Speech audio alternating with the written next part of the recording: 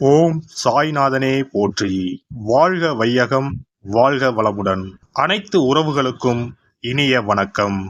2025ஆம் ஆண்டு மார்ச் மாதம் நடைபெறவுள்ள சனி பெயர்ச்சியால் எந்தெந்த ராசிக்காரர்களுக்கு ஏழரை சனி, அஷ்டம சனி, கண்டக சனி, அர்த்தாஷ்டம சனி நடைபெறப் போகிறது. இதனால் மேசம் முதல் மீனம் வரை 12 ராசிகளுக்கு 2025இல் எப்படி இருக்கும் என்பதனை பற்றி விரிவாக காண்போம். நீண்ட நாட்களாக தனது கும்பராசியில் அமர்ந்திருந்த சனி பகவான் தற்போது கும்பராசியில் இருந்து வெளியேறி குரு பகவானின் ஆதிக்கத்தில் உள்ள மீனராசியில் பிரவேசிக்க உள்ளார். திருக்கணித பஞ்சாங்கத்தின்படி 2025ஆம் ஆண்டு மார்ச் மாதம் 29ஆம் தேதி இரவு 9:44 கும்பராசியில் உள்ள புரட்டாதி நட்சத்திரம் 3ஆம் பாதத்தில் இருந்து மீனராசியில் உள்ள புரட்டாதி நட்சத்திரம் 4ஆம் பாதத்திற்கு பெயர்ச்சியாக உள்ளார். முதலில் நாம் காண இருப்பது ஏழரை சனி.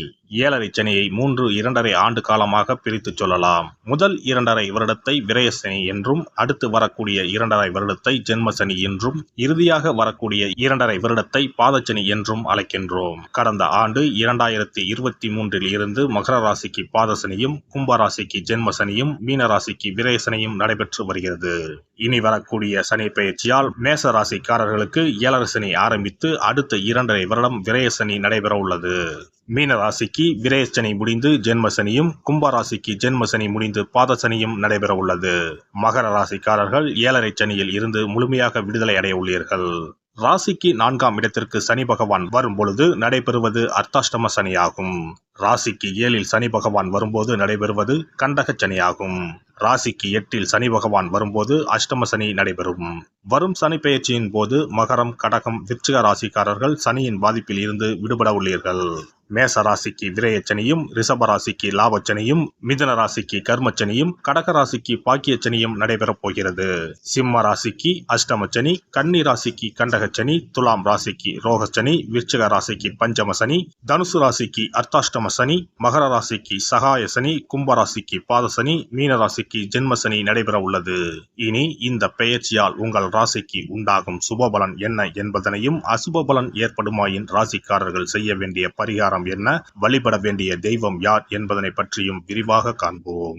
நடைபெற போகும் இந்த சனி பெயர்ச்சியால் உங்கள் வாழ்வில் வளமும் நலமும் செல்வ செழிப்பும் பெற்று வாழ்வில் உயரிய நிலையை அடைய எல்லாம் வல்ல எம்பெருமானை வேண்டி விரும்பி கேட்டுக்கொள்கிறேன். கும்பராசி அன்பர்களே, கும்பராசியை பொறுத்தவரை இதுவரை ஜென்மத்தில் இருந்த சனி பகவான் தற்போது ராசிக்கு இடம் என்று சொல்லக்கூடிய தனம், குடும்பம், வாக்குஸ்தானமாகிய மீன ராசியில் பிரவேசம் செய்ய போகிறார்.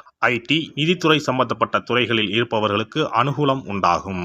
ரியல் எஸ்டேட், டிரான்ஸ்போர்ட் துறைகளில் இருப்பவர்கள் கூடுதல் கவனமாக இருக்க வேண்டும். கும்பராசிக்காரர்கள் தனம், குடும்பம், வாக்கு ஆகியவற்றில் கவனமாக இருக்க வேண்டும். கடந்த 5 ஆண்டுகளில் ஏராளமான செலவுகள், நஷ்டங்களை நீங்கள் சந்தித்து விட்டீர்கள். குடும்பத்திலும் மனக்கசப்புகள் ஏற்பட்டு இருந்திருக்கும். முயற்சிகளுக்கு உண்டான பலன்கள் கிடைக்காமல் போயிருக்கும். யாரை நம்பி முதலீடு செய்தீர்களோ அவர்களாலேயே பாதிக்கப்பட்டு இருப்பீர்கள். கடன் மட்டும் உங்களுக்கு மிச்சம் இருக்கும். 2ஆம் இடம் என்பது வாக்குஸ்தானம் என்பதால் வாக்குகள் கொடுப்பதால் பிரச்சனைகள் ஏற்படும். நாம் கொடுக்கக்கூடிய வார்த்தைகள் மற்றவர்களை காயப்படுத்தாமல் இருப்பதில் கவனமாக இருக்க வேண்டும். அதிக வருமானத்துக்கு ஆசைப்பட்டு கையில் இருக்கும் முதலீட்டை கரைக்காமல் பார்த்துக்கொள்வது புத்திசாலித்தனமாக இருக்கும். வெளிநாட்டு தொடர்பில் இடையூறு ஏற்படும். 2ஆம் இடத்தில் இருக்கக்கூடிய சனி பகவான் 3ஆம் பார்வையாக 4ஆம் வீட்டை பார்ப்பதால் வீடு, வாகனம், தாய் விஷயத்தில் ஏதாவது பிரச்சனை ஏற்படும். உதவ போன இடத்தில் பிரச்சனையில் மாட்டிக்கொள்வீர்கள். எதற்கு எவ்வாறு பேசுகிறோம் என்பதை கவனித்து பேச வேண்டும்.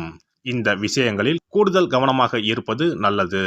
பற்கள், அடிவயிறு, முதுகுவலி ஆகியவற்றில் அதிக அக்கறை எடுக்க வேண்டும். வெளி உணவுகளை தவிர்ப்பது நல்லது. லக்னத்தில் ராகு பகவானும் 7ஆம் இடத்தில் கேது பகவானும் இருப்பதால் வீண் வம்புகளை தவிர்ப்பது நல்லது. அவ்வப்போது குழப்பங்கள் வந்து செல்லும். அதனால் எந்த விஷயத்திலும் ஆலோசித்து முடிவுகளை எடுங்கள். பொருளாதாரம் பெரிய சிக்கலை ஏற்படுத்தாது. வரவு செலவு சரியாக இருக்கும். எவ்வளவு பிரச்சனைகள் வந்தாலும் அதை சமாளிப்பதற்கான ஆற்றலும் இருக்கும். ஏழரை சனியின் கடைசி காலத்தில் இருந்தாலும் ராசியில் குரு பார்வை வருகிறது. அதனால் சில நன்மைகள் நடக்கும். 11வது இடத்தில் சுக்கிரன் இருப்பதால் பணத்தில் பெரிய நெருக்கடி இருக்காது. கவலைகள் நீங்கி மன நிம்மதியும் கிடைக்கும். மாணவர்களை பொறுத்தவரை கல்வியில் கூடுதல் கவனம் தேவை. குழந்தைகள் சம்பந்தப்பட்ட விஷயத்தில் இதுவரை எந்த போக்கில் போனீர்களோ அதே வழியில் செல்வது நல்லது. தெரியாத ஒரு விஷயத்தில் குழந்தைகளை படிக்க வைப்பது பிரச்சனைகளை உருவாக்கும். பெண்களை பொறுத்தவரை திருமணம் வரன் விஷயத்தில் கவனமாக யோசித்து முடிவுகளை எடுக்க வேண்டும். 2ஆம் இடம் குடும்பஸ்தானம். 2ஆம் இடத்தில் உள்ள சனி பகவான் குடும்ப வாழ்க்கையை எதிர்பார்த்து காத்திருப்போருக்கு ஏமாற்றத்தை கொடுப்பார். அதனால் கூடுதல் கவனம் தேவை. மாற்றுத்திறனாளிகள் முதியோருக்கு அன்னதானம் செய்ய வேண்டும். கைவிடப்பட்ட குழந்தைகளுக்கு உதவி செய்வதால் 7.5 சனியின் தாக்கம் குறையும். சுதர்சன யாகம் செய்யலாம். மகாவிஷ்ணு, நரசிம்மர், ஆஞ்சநேயர் வழிபாடு நன்மையை தரும். சிறப்பு பரிகாரம். நவ கிரகங்களில் சனி பகவான் நீதி தவறாதவர். அவரவர் கர்ம வினைகளுக்கு உரிய பலனை தவறாமல் வழங்குபவர். பொதுவாக சனி பெயர்ச்சி என்றாலே எல்லோரும் பயப்படுவார்கள். அப்படி பயப்பட வேண்டிய அவசியமே இல்லை. சனி பகவானால் பாதிப்புகள் ஏற்படும் பட்சத்தில் பாதிப்பில் இருந்து விடுபட பல எளிய பரிகாரங்கள் உள்ளன. ஒரு கைப்பிடி பச்சரிசியை எடுத்துக்கொண்டு அதை நன்றாக பொடி செய்து கொள்ள வேண்டும். பிறகு சூரியனை வழிபட வேண்டும்.